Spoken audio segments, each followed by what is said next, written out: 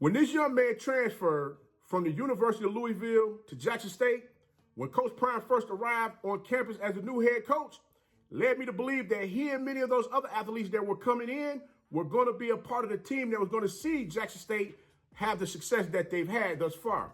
Well, guys, sometimes things don't work out in the manner in which we expect them to, and we have to make the necessary moves in order for us to be in better positions. Well, guess what? This young man has decided he's going to take his talents elsewhere, and we're going to talk about it right after this.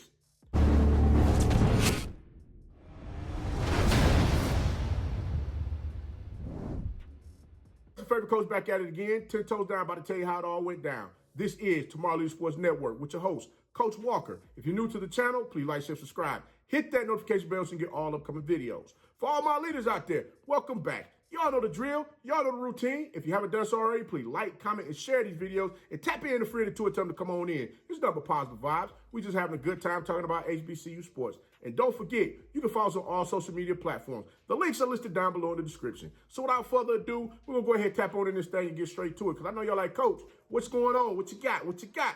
Well, I'm going to tell you right now. We already know.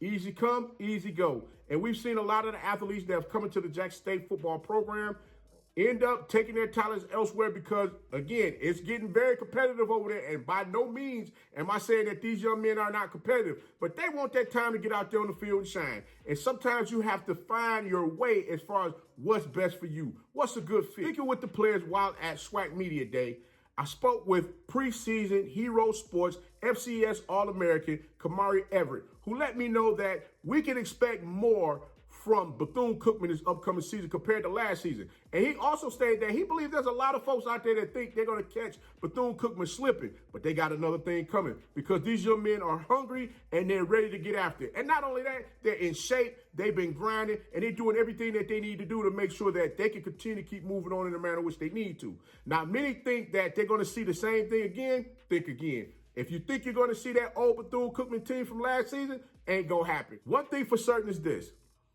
They have multiple quarterbacks that have transferred into the program. One quarterback in particular, who is a former Jackson State Tigers football quarterback, is none other than Jalen Jones, who will be on Bethune Cookman's football team this upcoming season. Now, if it's true that Jalen Jones is going to be that guy underneath center, boy, I know he's smiling from ear to ear because he's going to have a player who he is very familiar with out there on the field with him, who is none other than former Jackson State Tigers football wide receiver, Corey Reed. Yes, he has decided he's going to take his talents elsewhere to showcase he has the goods to get out there and compete with the best of them out there on the field. Now, during the spring season while he was at Jackson State, Reed was the second leading receiver on the team with 27 receptions for 325 yards behind Dalen Baldwin, who also moved on and went to the University of Michigan. Now, adding Reed to that wide receiver room to go along with Kamari Everett, as well as Darryl Powell Jr., that's going to be very impactful to see exactly what they can really get out there and do. And not to mention, you already know that they got a running game over there with the running back Bird, who's, he can take one to the house at the drop of a dime. So if you blink twice and you don't catch this man before he breaks the line of scrimmage, you can forget about it. That play is going to the house. One question that I have about the Bethune Cookman Wildcats football team is the defense. Will that defense be able to get out there this year and put some serious pressure on teams, making sure that they give the offense additional opportunities to have possession of the ball to score more points on the board?